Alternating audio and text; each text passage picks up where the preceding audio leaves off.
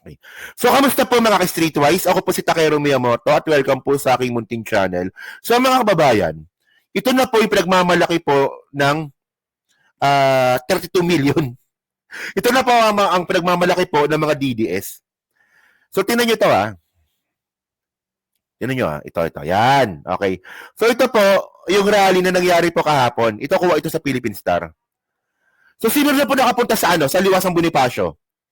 O, press 1 nga dyan sa mga nakapunta na sa Liwasang Bonifacio. Kasi, di ba? Hindi naman po lahat tayo nakapunta na doon. Pero ito nga po yung rally na nangyari po kahapon. And by the way, meron pa tayong dito yung gabi. Baka sabihin nyo, binabola ko kayo Ito yung gabi. Yan. Actually, mga kababayan, may iksilan to Yung stage hanggang doon sa fountain. Ang iksilan po niyan. Hindi ko lang alam bakit ang haba niyan. Ang iksilan po niyan. Malamang sa kuha ng sa kuha ng camera yan. O kayo mga kababayan, ito, diyan sa mga nag-press 1. Kayo ba naniniwala ba kayo na kayang punuin ng 3,000 o 2,000 ang Liwasang Bonifacio? Hindi, di ba? Sa liit po ng venue po na yan, ang kaya lang pong punuin dyan, mga 1,200 lang. Hindi niyo po kaya ng 2,000 yan. So ngayon, ang point natin dito, kung talagang malakas po talaga ang pwersa ng mga Duterte, tulad nga po ng sinasabi nila, bakit sa Liwasang Bonifacio kayo nagrarally? Dapat sa sa Luneta, di ba? Ma'am Trisibilla, di ba? Maliit lang itong lugar na to. Ito mukha lang siyang malaki. Pero maliit lang talaga yan. Nakapunta na ako dyan Diyos ko naman. Di ba? Nung may rally sila dyan, pumunta ako, di ba? Nung may rally yung kay OJC dyan, pumunta ako, di nila alam na ako pala yun. O, di ba? 1K lang, di ba? Madalas ako dyan. Di ba mga 1K 1-2 persahan. 1-2 persahan, di ba? So ngayon mga babae, actually, kahapon pa po sila nagrarally. So meron din palang rally na nangyari sa Tanawan, Batangas. Ito. Ay, nako. Ito rin, sa Tanawan, Batangas meron din. Nationwide to. Sa Iloilo meron din. Yan Wala, ampaw. Bring him home, ampaw. Ako nang nagtataka ako sa mga Ilonggo Ay, kayo mga taga-Ilonggo Mga kasamanwa ko kayo Kababayan ko kayo. Pero, naalala nyo ba yung ginawa po nila kay Mayor Mabilog? Di ba naalala nyo ba? Tandaan nyo si Mayor Mabilog po, siya po ang isa. Hindi, actually siya. Siya po ang nagpaganda ng Iloilo City. Si Jed Mabilog. Alam ko yan, taga-Iloilo ako Tapos anong ginawa ni Duterte? Binaboy po si Jed Mabilog. Pinagbintangan po na drug pusher o drug syndicate. Napatunayan na mga po natin na hindi naman pala totoo yun. Kasi yung mga taga-Iloilo dyan, pumunta kayo dyan para pabalikin si Digong. Tikalon. Mga tikalon yung mga pumunta dito. Mga tikalon kamo tanan. Mga tikalon kamo tanan. Kamo nga tanan na nakadtog dyan sa rally, di ba? Mga tikalon kamo tanan. Ako, rin Iloilo City. Maraming salamat Channel Paris, no? Di ba? Si Nancy Binay, mukhang trip ko, Mukhang trip kong iboto si Nancy Binay. Hindi, seryoso. Di ba? Di ba? Pero ang point natin dito, mga kababayan, ito. Halatang Ilonggong hilaw. So, ito na pala yon. Ito na pala yung 32 million. So, yun na to. Ayan. So, alam niyo nakakatawa dito mga kababayan. Ang tawag po nila dito prayer rally. Prayer rally po ito. So, dito po natin makikita na talagang taga Mandurriao siya, taga Mandurriao. Maraming salamat, no? Oo. So, ay nakababayan ito. Itong point. Ang tawag nga po nila dito prayer rally. Alam niyo para sa akin, napaka-importante po talaga nito. So, paano kayo magpe-prayer rally? paano kayo magdadasal kung yung mismo dinadasalan ninyo na si Digong, na sana pabalikin po sa Pilipinas, minura po yung Diyos. Di ba? Abi Binay pala, sorry, Abi Binay. Abi Binay, sorry, Abi Binay. Nalilito talaga ako. Abi Binay, sorry, Abi Binay. Okay naman si Abi Binay para sa akin. Si Abi na pala ngayon. Oo. So, tinan nyo to ha. Panoorin nyo to. Prayer rally ha. Tandaan ninyo ha. Nag-conduct sila ng prayer rally. Di ba? Nag-conduct sila ng prayer rally. Pero, si Duterte ganito. Kanya, kinain ni Eve. Tapos si Eve, ginising si Adam, siguro katatapos lang, kumain ka rin. So kinain ni Adam. Then malice was born.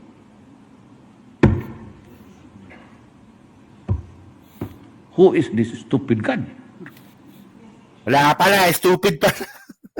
Stupido talaga itong putang akong ganun. You created something perfect, and then you think of an event that would tempt and destroy the quality of your work. Alam nyo kasi mga kababayan, no, ganyan po talaga kabobo tong mga tong mga DDS, mga ka-streetwise, no. So ang point kasi natin dito, ano na naman tong palusot nila dito? Ang sasabi naman nila dito, nagbibiro lang daw si Digong, hindi naman daw po seryoso. So alam nyo kasi, hindi kasi pwede na ganon. Na kapag tama ang sinabi ni Duterte, sabihin ninyo seryoso. Kapag palpak, sabihin ninyo nagbibiro lang. Actually, ito sinabi ko naman to nung nakaraang kong content. Ako po, agnostic po ako.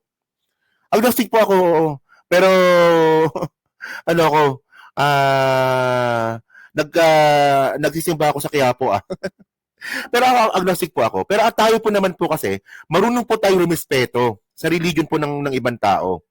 Kahit gaano pa po ka-weird yung religion po na yan, ang importante kung kayo po ba ay naniniwala sa religion na yan at sa tingin po ninyo ay nagiging mabuting tao po kayo dyan sa religion po na yan, okay po yun. Pero sa isang presidente po mga babayan, alam nyo yung Philippine motto? Yung Philippine motto, alam niyo ninyo?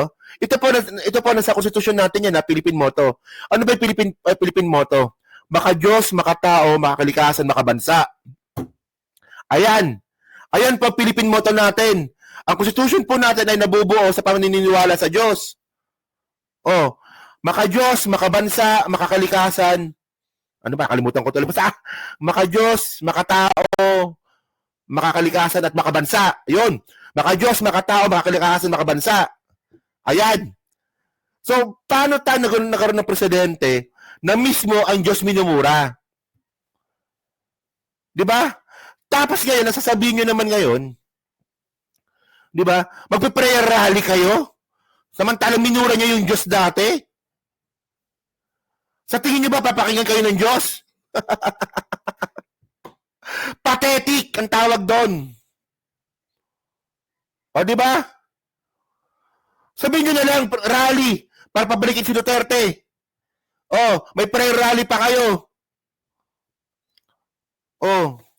Kanino kayo nagdadasal? Kay Kibuloy. Kasi si Kibuloy, di ba, Diyos daw po siya, sabi niya. Di ba? Continue,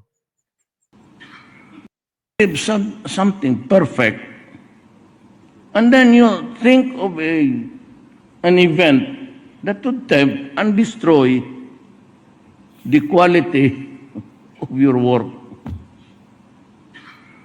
Paano ka Ito naman yung sinabi niya sa Pope. maka-concentrate na yung Diyos mo pinako sa cross? Napakawala ng bilib. Ako ang Diyos tapos ipako mo ako? Putang ina.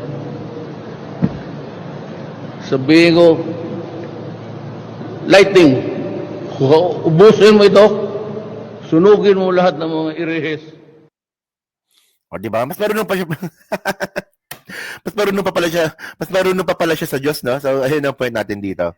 So, ayun ang point ko dito, no? Bakit kayo magpe-prayer rally doon sa taong demonyo? Di ba? So, ayun nga mga babayan, no? Ang sinasabi natin dito, nawala po talaga yabang ng mga Duterte.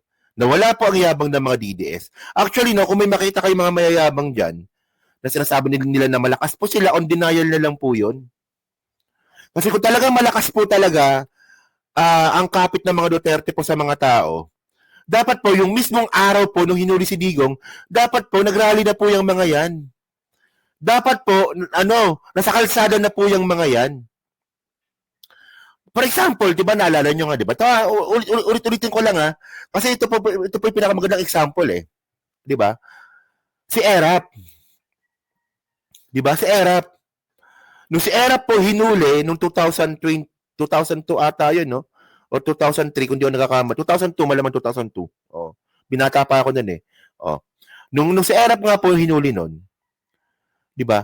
Itong mga taga-suporta nga po ni Erap, lumusob po ng Malacanang.